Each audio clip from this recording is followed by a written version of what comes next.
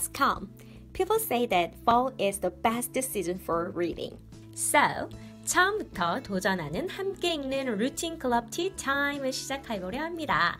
기존 1월부터 9월까지 진행해오던 루틴들을 10월에도 꾸준히 진행해 주시면 됩니다. 만약 새로 시작하시는 분들이라면 다양한 루틴들 중 습관으로 정착시키고 싶은 부분만을 골라 목표를 정해주셔도 됩니다. 독서 루틴을 정착시키고 싶으신 분들은 내가 한 달 동안 읽고자 하는 책을 한 권 선정하시고 매일 최소 5장씩 공유해 주시면 됩니다. 환경 루틴에 관심을 갖고 계시는 분들이 점점 늘어나는 것 같아요. 마스크 끈 잘라버리기, 변기 안에 머리카락이나 쓰레기 넣지 않기, 일회용품 사용량 줄이기 등 기존 멤버들의 공유를 보시면 생각보다 작은 것에서 실천할 수 있는 것들이 많을 거예요. 식습관 개선도 많이 되셨죠? 유당 끊기, 흡연, 음주, 탄산 등 절제하거나 아예 끊어버리신 분들도 계시더라고요. 분명 나눔으로써 실천 의지가 강해지는 분들이 생길 겁니다. 끝으로 9월 목표였던 미디어 절제 어느 정도 신경 쓰이는 부분이 되었나요? 10월에도 계속해서 미디어를 접하는 시간을 줄이고 여러분이 그동안 하고 싶었는데 미뤄두었던 일들을 시작해보세요.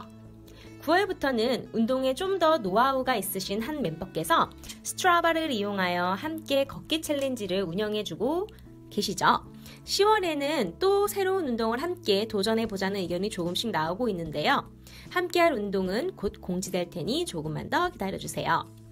10월은 새로운 루틴이 따로 없습니다. 대신 1월부터 시작했던 독서 루틴 정착을 되돌아보며 여러분과 책 한 권을 함께 약 2달간 읽어볼까 합니다. 여러분의 시간과 책 읽는 속도를 고려하여 약 3번의 만남을 3주에 한 번씩 걸쳐 갖게 될 예정인데요. 각 한 부가 끝이 날 때 날 좋은 가을밤 여러분과 약 1시간의 티타임을 갖고 책에서 위로받은 내용 혹은 내 삶에 적용시킬 수 있는 것들을 새 친구를 만나는 기대를 가지고 함께 읽어보면 어떨까요? 많은 고민을 하며 이 책, 저 책 많이 기웃거려 보았어요. 그러다 발견한 아주 진주 같은 책, 바로 애덤 그랜트의 Think Again이라는 책이 첫 티타임을 위한 책으로 선정되었습니다. 길이에 대한 압박이 살짝 있을 순 있지만 이렇게 긴 책도 함께 읽으면 분명 읽을 수 있다는 것을 함께 확인해 보자고요. 첫 시작부터가 생각보다 흥미로우실 겁니다. 저는 프롤로그에서 이미 아차 싶었으니까요. 약 2개월간 꾸준히 이 책을 함께 읽어나갈 거고요. 독서 루틴을 위한 책을 아직 선정하지 않으셨다면 그리고 좋은 사람들과 서로 위로하고 위로받고 싶으시다면 루틴 클럽 티타임을 많이 신청해 주세요. You might have heard that if you drop a frog in a pot of boiling water, it'll jump out right away. But if you put it in lukewarm water and then slowly heat it up, the frog won't survive. The frog's big problem is that it lacks the ability to rethink the situation. It doesn't realize that the warm bath is becoming a death trap until it's too late. Humans might be smarter than frogs, but our world is full of slow-boiling pots. Think about how slow people were to react to warnings about a pandemic, climate change, or a democracy in peril. We fail to recognize the danger because we're reluctant to rethink the situation. We struggle with rethinking in all kinds of situations. We expect our squeaky brakes to keep working until they finally fail on the freeway. We believe the stock market will keep going up, even after we hear about a real estate bubble. And we keep watching Game of Thrones, even after the show jumps the shark. Rethinking isn't a hurdle in every part of our lives.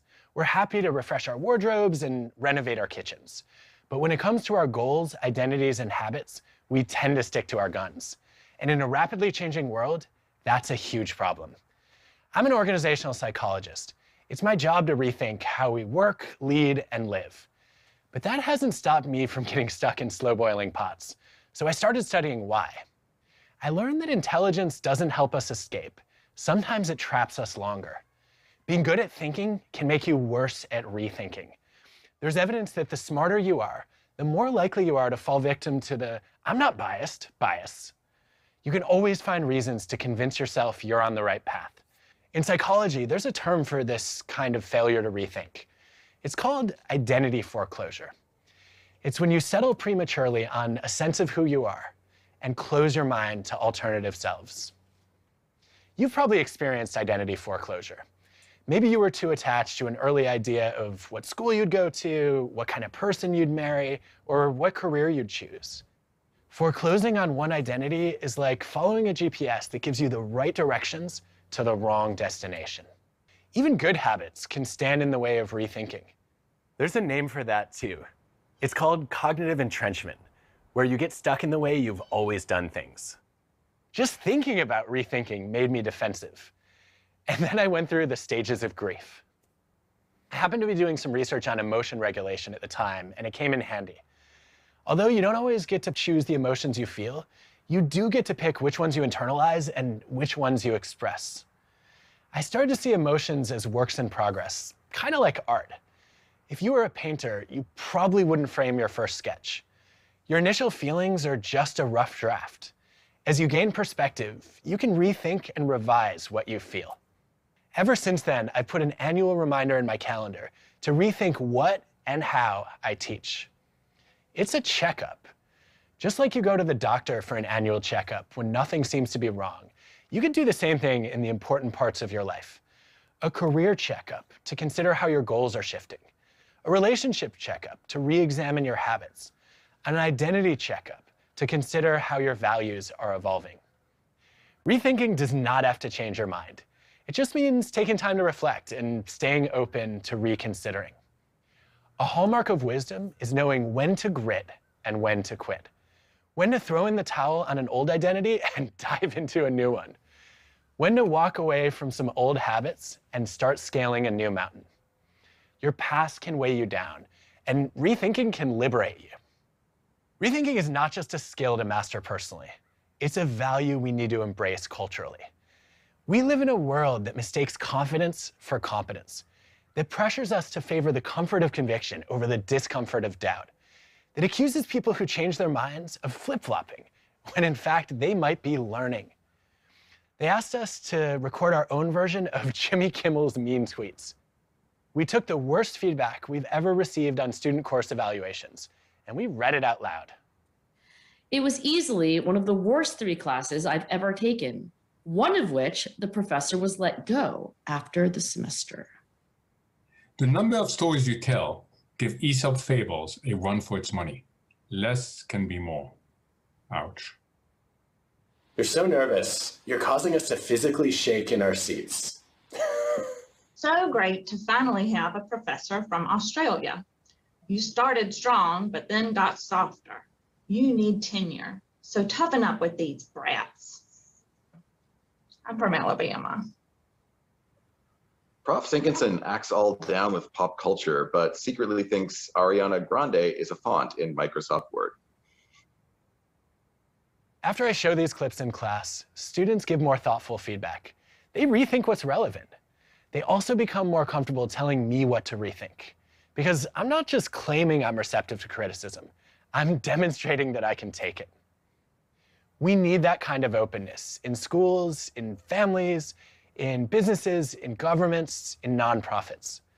And sometimes it even leads you to challenge your own conclusions. Like with the story about the frog that can't survive the slow boiling pot. I found out recently that's a myth. If you heat up the water, the frog will jump out as soon as it gets uncomfortably warm. Of course it jumps out. It's not an idiot. The problem is not the frog. It's us. Once we accept the story as true, we don't bother to think again. What if we were more like the frog, ready to jump out if the water gets too warm? We need to be quick to rethink. Thank you. 더보기란에 보시면 루틴 멤버 신청 링크가 준비되어 있습니다. 루틴 신청서를 넣어주시면 기본 밴드 초대장은 순차적으로 메일을 통해 받으실 수 있습니다.